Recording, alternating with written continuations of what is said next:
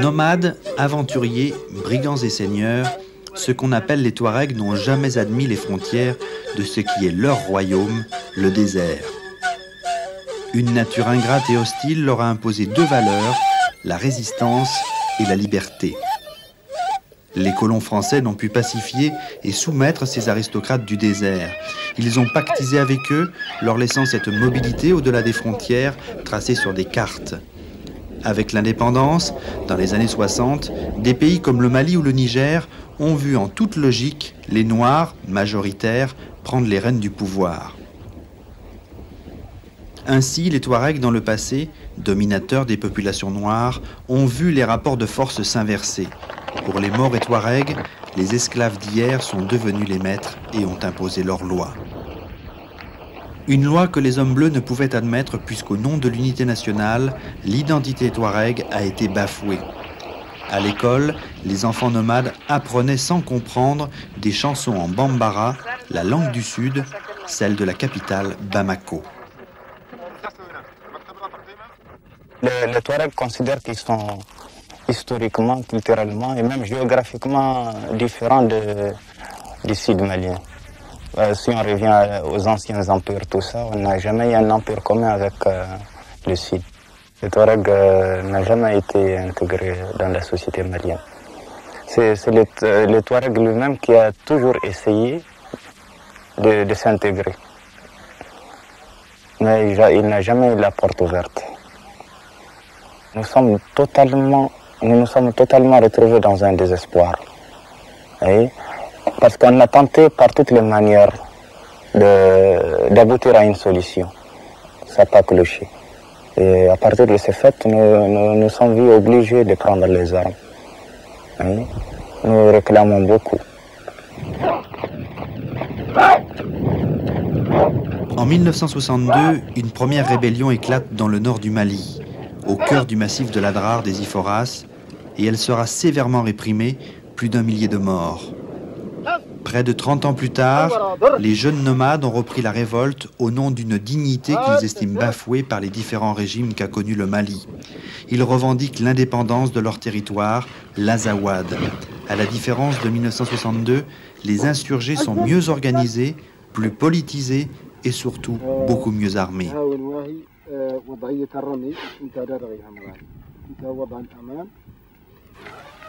Pour nous, la révolution, c'est seulement une révolution qui puisse apporter les changements dans notre pays et pour notre peuple, eu égard aux souffrances qu'il subit.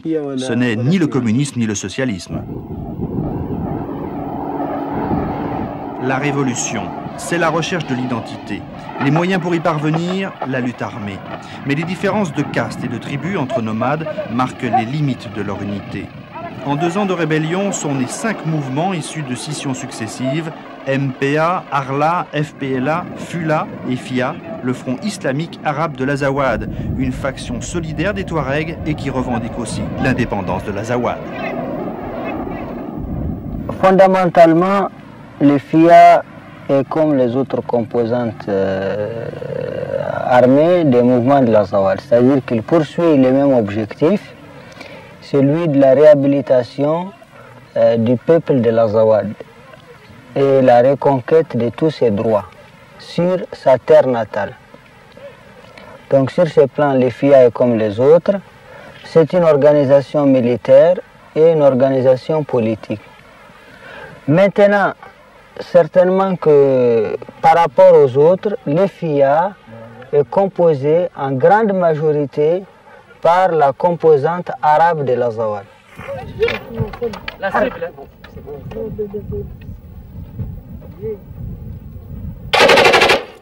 Point commun à tous ces mouvements politico-militaires, les cadres ont été formés en Libye, terre d'accueil des minorités en révolte. Les seigneurs du désert ont ainsi troqué le sabre contre le fusil mitrailleur. Les stages effectués chez le colonel Kadhafi ont transformé ces hommes en excellents mercenaires des sables. Une qualité de guerrier que d'aucuns leur reconnaissent, y compris les militaires maliens qui les combattent. Ça dépend, de toute façon, ça dépend surtout de notre instruction, de notre expérience et surtout de notre connaissance du terrain. Certainement une meilleure stratégie aussi que nous avons acquise en Libye au Tchad, au Liban, et sur tous les terrains où nous étions avant de commencer notre guerre. La formation de vos commandos, elle dure combien de temps ici? Bon, dans le maquis, ça dépend. Pour une formation légère, primaire, entre 45 et 90 jours. Et pour les formations commando, nous continuons jusqu'à 18 mois.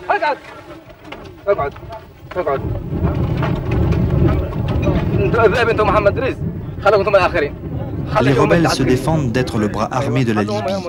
Pas de fourniture d'armes, disent-ils, mais seulement une solide formation idéologique et militaire.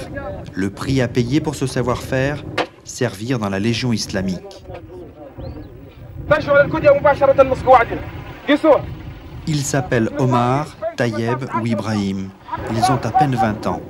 La Libye reste pour eux un mythe. Leur lot de consolation, faute de pouvoir y aller, la formation dans les commandos. Pour ces jeunes Touaregs, manier les armes est un vrai plaisir et l'entraînement à la guerre, leur seule et unique école.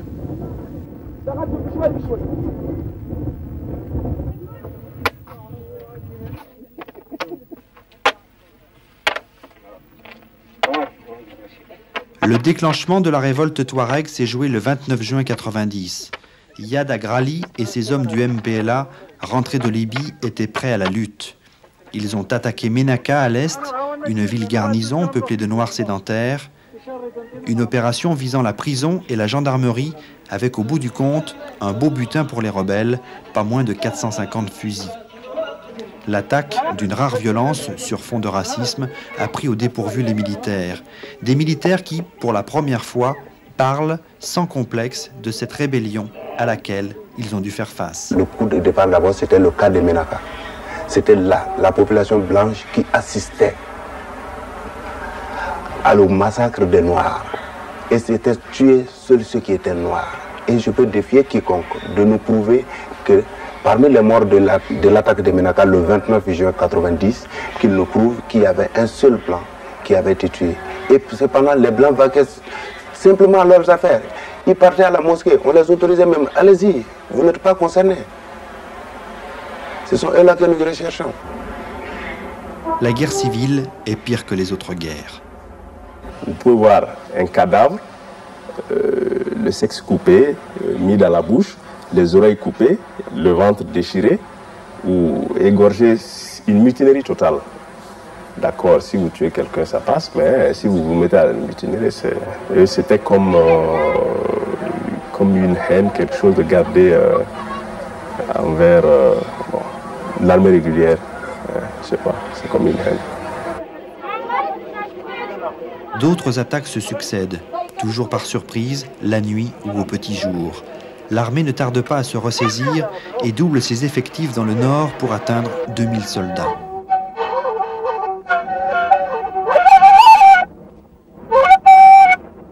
« 4 septembre 90, Tuxémen, un puits, une colline rocheuse transformée en campement militaire, des remparts de fortune faits de cailloux et de pierres. En pleine nuit, les rebelles Touaregs s'approchent dans le plus grand silence, puis déclenchent l'offensive sur 2 fronts. Les militaires sont cernés. 6 heures de combat, plus d'une centaine de victimes des 2 côtés. Ici, c'est tombe de victimes maliennes, armée malienne. Il y en a combien ici? Ici, un commandant. Ici, peut-être il y a 140. Entre ça et ça. C'est pas combien ici et bien ici. L'armée enregistre 37 décès dans ses rangs. Bien évidemment, chaque camp surestime les pertes de l'adversaire. Mais une chose est sûre, les rebelles, déguisés en soldats, ont infiltré les positions de l'armée, une tactique redoutable.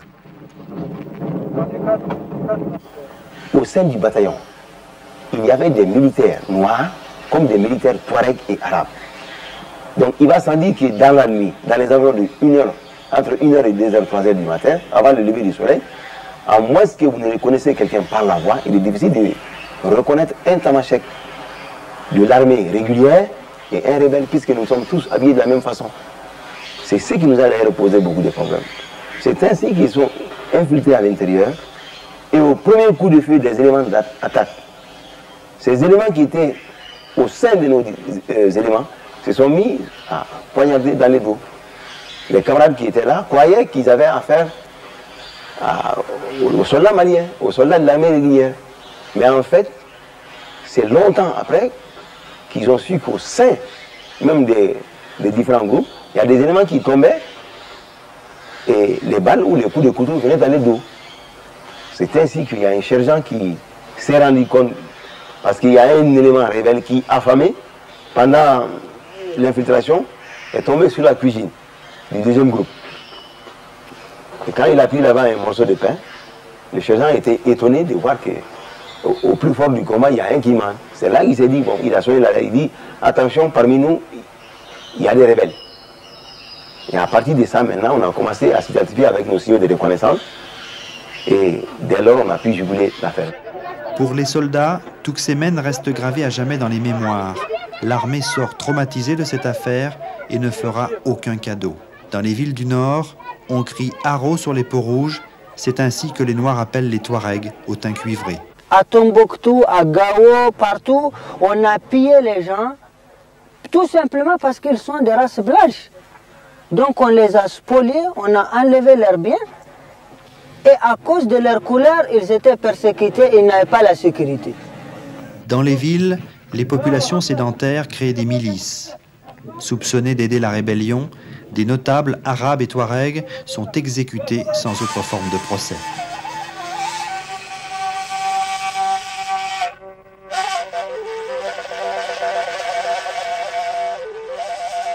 L'armée ne fait plus dans le détail. Du coup, les populations blanches prennent la route de l'exil. Tessalit était auparavant le passage obligé des touristes venant d'Algérie et entrant au Mali. Aujourd'hui, Tessalit est une ville fantôme, maisons abandonnées et pillées, boutiques fermées. La vie s'est arrêtée, le temps a retenu son souffle.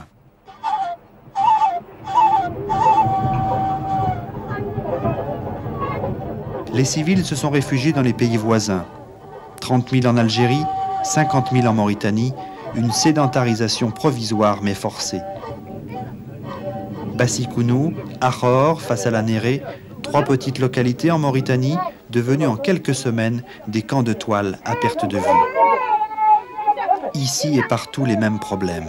L'hygiène, le manque d'eau et les épidémies. Une dizaine de morts chaque semaine.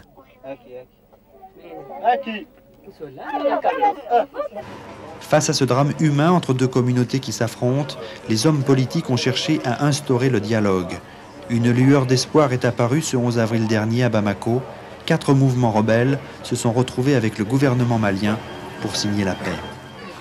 Les concessions sont de taille. L'État accorde l'autonomie de la région du Nord, tandis que les rebelles abandonnent leur velléité d'indépendance de l'Azawad. Une assemblée régionale, un pouvoir décentralisé, l'installation de brigades conjointes, armées et rebelles, et à terme l'intégration des maquisards qui le souhaitent au sein de l'armée nationale, voilà pour l'essentiel du protocole d'accord. Un accord conclu à l'arraché grâce à la médiation de l'Algérie qui craint un débordement du conflit sur son territoire. Et la France qui tentera de réconcilier l'inconciliable. Paris soutiendra l'initiative de 2 médiateurs, Ahmed Baba Miské, diplomate de l'UNESCO, et Edgar Pisani, président de l'Institut du monde arabe et proche de François Mitterrand. Je suis toujours demandé, mais qu'est-ce que tu es en train de faire là-dedans? Est-ce que tu interviens pour éviter des combats? Ça vaut la peine, mais... Ou est-ce que tu interviens pour sauver une civilisation? Et un jour, j'ai posé à des Touaregs qui étaient réunis devant moi et qui ont refusé les solutions que je proposais. D'un coup, je me suis dressé devant eux, très dur, très agressif. J'ai dit, mais enfin, si nous ne réussissons pas ce que nous sommes en train de tenter aujourd'hui, combien restera-t-il de Touaregs dans 50 ans? Ils se sont regardés, ils m'ont dit aucun. Et je leur ai répondu, j'accepte pas qu'une civilisation disparaisse. Il y avait plus de risques de voir disparaître la civilisation Touareg dans la marginalité misérable que finalement les Touaregs connaissaient, que dans l'articulation entre une société semi-nomade, retrouvant des raisons de vivre, un niveau de vie, la possibilité de former des enfants, de continuer à errer dans le désert qui est son monde, une articulation entre cette population-là et des gens du fleuve qui, à mon avis, ont besoin de ces passants que sont les Touaregs, parce que ces passants leur apportent un élément de l'extérieur, une autre vision du monde,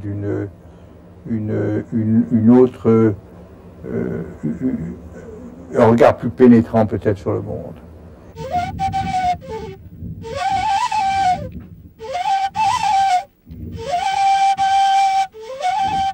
Pour une poignée de dissidents Touaregs, signer la paix est synonyme de capitulation. Une intégration signifierait la perte de l'identité. Malgré le cessez-le-feu, des incidents se poursuivent. La libre circulation des armes aidant, de jeunes bandes d'armées incontrôlées commettent des pillages et des attaques contre des sédentaires. Et la violence reprend ses droits. Foïta, un puits, mais aussi un poste avancé abandonné par l'armée depuis plusieurs mois. Ici, on est à 3 km de la Mauritanie. Le 19 mai, en fin de matinée, les soldats sont passés par là. Une expédition punitive, à défaut de mettre la main sur des rebelles en déroute. À 11 h du matin, alors que les bêtes et bergers étaient venus s'abreuver autour du puits, 7 véhicules militaires ont fait irruption. Ils ont encerclé le groupe, ont commencé par tirer sur le troupeau avant d'exécuter plusieurs otages. Quand le crépitement des armes a cessé, la nouvelle s'est répandue. La peur au ventre, nos accompagnateurs sont venus reconnaître les morts, une douzaine au moins, la perte d'un des leurs.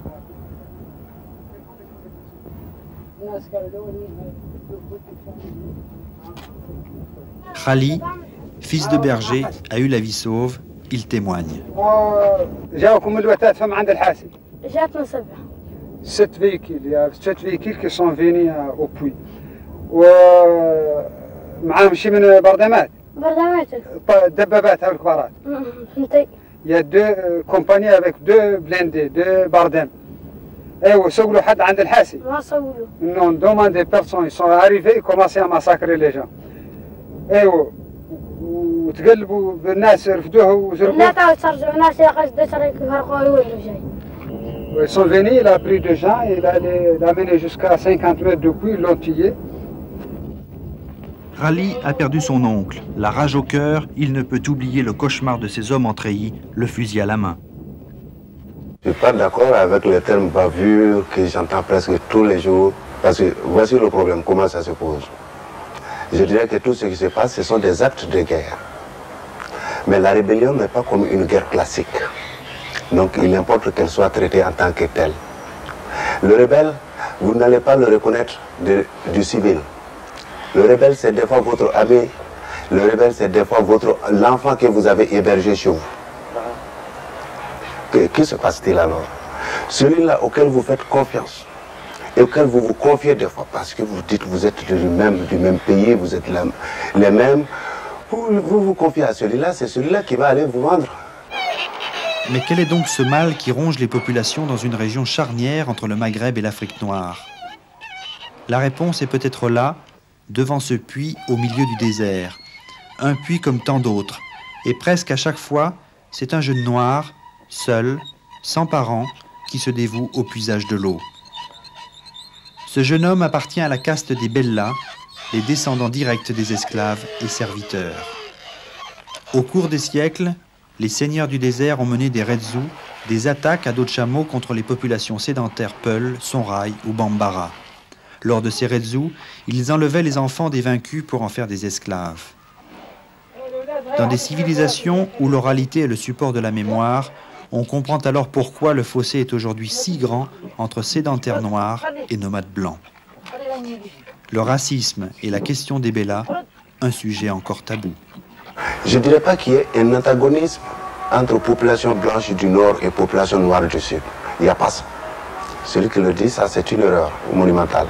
Mais cependant, il faut reconnaître que les éléments qui ont été formés pour perpétrer des massacres de la rébellion ont eu un endoctrinement idéologique leur disant d'abord qu'ils étaient les Noirs les opprimés, alors qu'ils furent les premiers maîtres des Noirs. cet esprit esclavagiste qu'il faut toujours reconnaître chez ces éléments-là. Ils ont été endoctrinés au cours de leur formation avec la haine du noir. Il y en a qui ont fait croire aux gens, les nomades, bon, c'était les anciens seigneurs de la région, maintenant c'est des esclavagistes, ils vont vous faire retourner à l'ancien régime que vous avez déjà subi. Il y a eu ce discours, il y a eu des tracts qui ont été faits. Et ça a été sciemment fait par certains esprits très malicieux de l'armée et parmi même des gens que nous connaissons, qui sont à Tombouctou, à Gao et même à Bamako. Donc il y a eu des réseaux dans ce sens pour cultiver la haine entre les populations. Mais heureusement que nous, au niveau des mouvements, nous n'avions pas voulu glisser sur cette piste. Touareg contre Bambara, blanc contre noir, au-delà du racisme, c'est le difficile dialogue des cultures, des sociétés qui ont leur propre vision du monde et pourtant qui sont condamnées à vivre ensemble. Aïcha rentre d'Algérie. Cela fait 4 jours qu'elle marche sous le soleil ardent avec ses 2 enfants. Son mari l'a devancée. Il est rentré il y a quelques jours avec le troupeau de chèvres. Là-bas, on leur a dit que la paix est revenue au Mali. Dans ses bagages, Aïcha renferme la misère de l'exil et dans son cœur, l'espoir d'une paix durable.